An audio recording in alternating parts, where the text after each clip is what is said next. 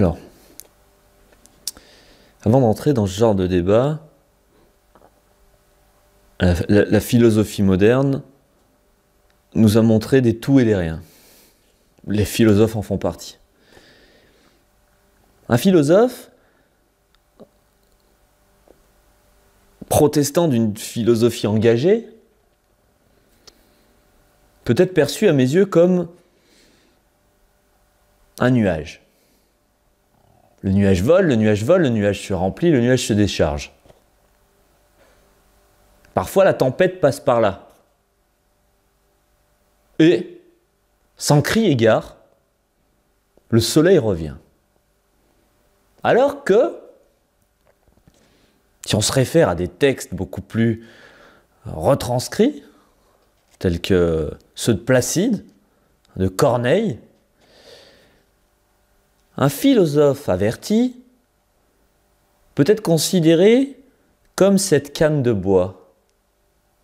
Cette canne de bois qui porte une personne âgée chaque jour. Elle l'amène d'un point A à un point B.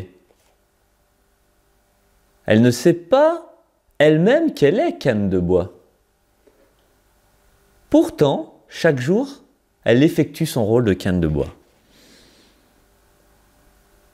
Vous me direz, un bon, un mauvais, une canne de bois, un nuage. Oui, c'est vrai. Mais pourtant,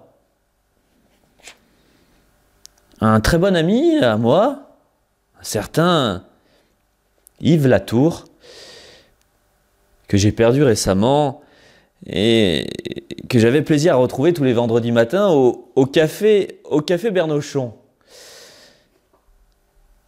Nous fumions nos traditionnels cigares et prenions notre verre de scotch et nous avions tendance à nous dire « Yves, Yves,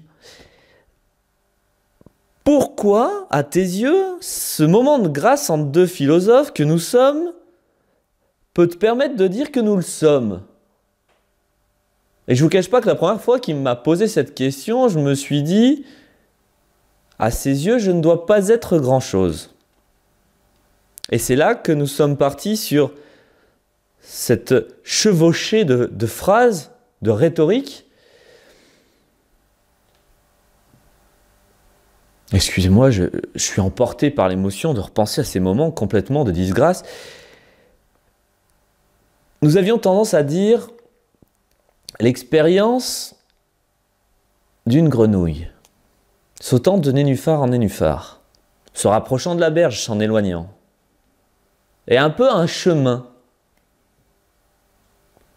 Et donc, quand il me regardait et me disait « Hugo, que considères-tu comme étant un chemin ?»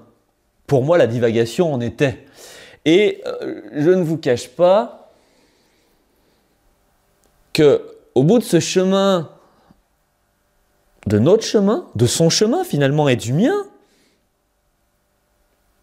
je suis parti dans un tourbillon qui m'entraîna dans une réflexion interne, me projetant à travers deux chaussures. Vous allez me dire c'est complètement stupide, et moi-même je le pensais à l'époque. Deux chaussures, une chaussure droite, une chaussure gauche, deux lignes de fabrication différentes, un chemin similaire finalement, mais une perspective différente. La chaussure droite voyant la gauche de la droite, la chaussure gauche voyant la chaussure droite de la gauche.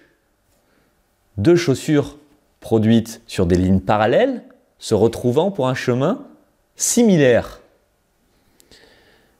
Et finalement, ces deux êtres différents, bons ou mauvais dans l'absolu, ont eu le même chemin, mais pas la même paternité.